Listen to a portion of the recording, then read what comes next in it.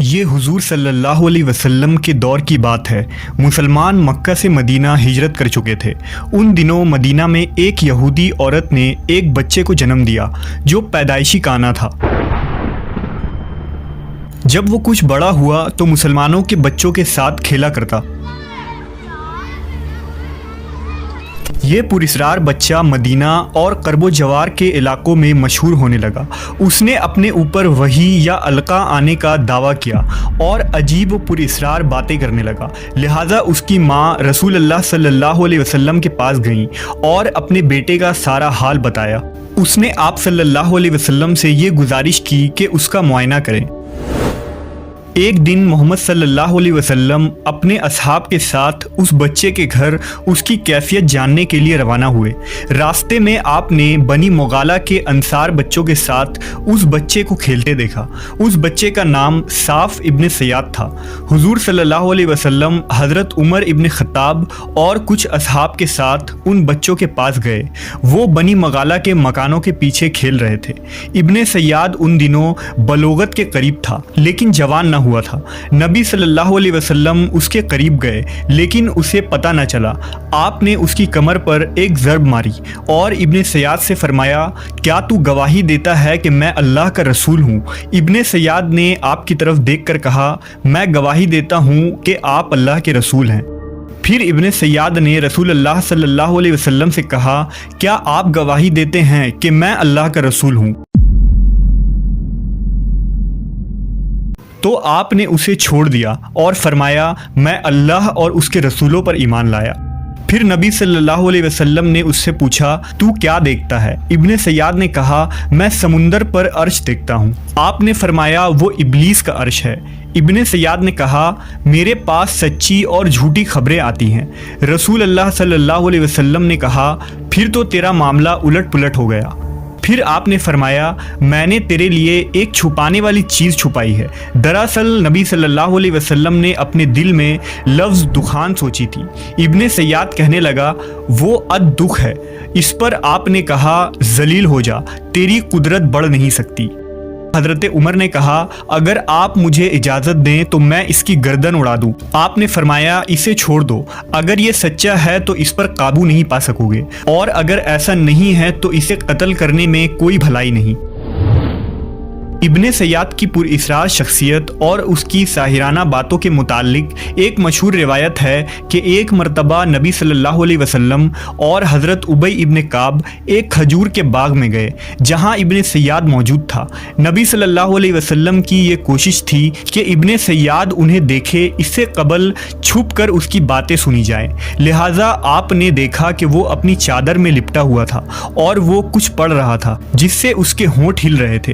اچانک ابن سیاد کی ماں نے آپ کو کھجور کے درخت کے پیچھے دیکھ لیا اور کہنے لگی، اے صاف، یہ محمد ہیں۔ لہٰذا ابن سیاد کود کر اٹھ بیٹھا۔ نبی صلی اللہ علیہ وسلم نے فرمایا، اگر وہ اسے چھوڑ دیتی تو آج اس کا معاملہ مجھ پر واضح ہو جاتا۔ مدینہ کے لوگ کہا کرتے تھے کہ ابن سیاد پر کہانت کا اثر تھا یا اس کے پاس شیاطین آتے تھے جو اسے عرش الہی کی خبریں دیا کرتے۔ دراصل نبی صلی اللہ علیہ وسلم نے ابن سیاد کے معاملے میں سکوت اختیار کیا تھا کیونکہ آپ کی طرف یہ وحی نہیں کی گئی تھی کہ ابن سیاد کی کیا حقیقت ہے، جبکہ کچھ صحابہ کا یہ خیال تھا کہ ابن سیاد ہی دجال ہے۔ مثلا حضرت جابر بن عبداللہ اللہ کی قسم اٹھا کر کہتے تھے کہ ابن سیاد ہی دجال ہے۔ حضرت عمر رضی اللہ تعالیٰ عنہ حضور صلی اللہ علیہ وسلم کے سامنے ابن سیاد کو دجال کہا کرتے تھے، لیکن آپ نہ ہی اس بات کا اقرار کرتے اور نہ ہی انکار۔ تاریخی کتابوں میں ابن سیاد کے متعلق یہ بھی آتا ہے کہ ابن سیاد اور اس کی ماں نے بعد میں اسلام قبول کر لیا تھا، اور ابن سیاد لوگوں سے کہا کرتا تھا کہ وہ دجال نہیں ہے، لیکن اس کے باوجود لوگ ابن سیاد کے متعلق شک میں رہا کرتے تھے کیونکہ وہ ہمیشہ عجیب و غریب باتیں کیا کرتا۔ لہٰذا حضرت ابو سعید خدری رضی اللہ تعالیٰ عنہ بیان کرتے ہیں کہ ہم حج یا عمرے کے لیے نکلے تو ہمارے ساتھ ابن سیاد بھی تھا۔ ہم نے ایک جگہ آرام کرنے کے لیے پڑاؤ ڈالا تو ہمارے قافلے میں موجود لوگ بکھر گئے، مگر میں اور ابن سیاد ایک جگہ باقی رہ گئے۔ مجھے ابن سیاد کو دیکھ کر بہت خوف محسوس ہوئی کیونکہ اس کے بارے میں لوگ بہت سی باتیں کیا کرتے تھے۔ حضرت ابو سعید کہتے ہیں کہ اس نے اپنا سامان میرے سامان کے ساتھ لا کر رکھ دیا۔ میں نے کہا گرمی بہت سخت ہے، بہتر ہوتا کہ تم اپنا سامان اس درخت کے نیچے رکھ دیتے، لہٰذا اس نے ایسا ہی کیا اور دوسرے درخت کے نیچے اپنا سامان رکھ آیا۔ پھر ہمارے سامنے ایک بکری لائی گئی، اس نے اس بکری کا دودھ نکالا اور پیالہ میرے سامنے لا کر کہا اے ابو سعید پیو۔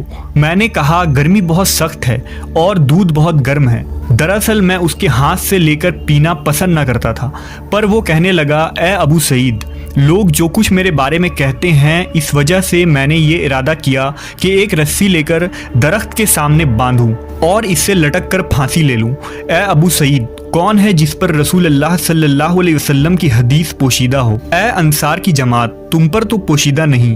کیا رسول اللہ صلی اللہ علیہ وسلم نے یہ نہیں فرمایا تھا کہ دجال کافر ہوگا جبکہ میں مسلمان ہوں؟ کیا آپ نے یہ نہیں فرمایا تھا کہ دجال بانجھ ہوگا اور اس کی کوئی اولاد نہ ہوگی اور میں تو اپنا بیٹا مدینہ چھوڑ کر آیا ہوں؟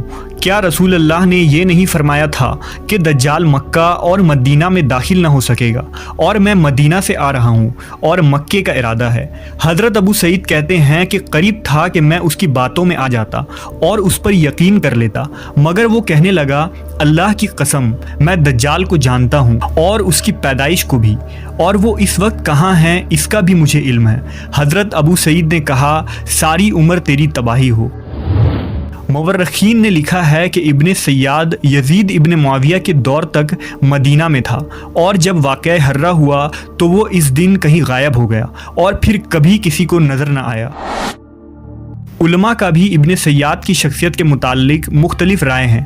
علماء و محدثین کی ایک جماعت کے نزدیک ابن سیاد مسلمان تھا اور مدینہ میں ہی مرا۔ جب اس کا نماز جنازہ پڑھایا گیا تو اس کا چہرہ کھول کر لوگوں کو دکھایا گیا تاکہ بات واضح ہو جائے۔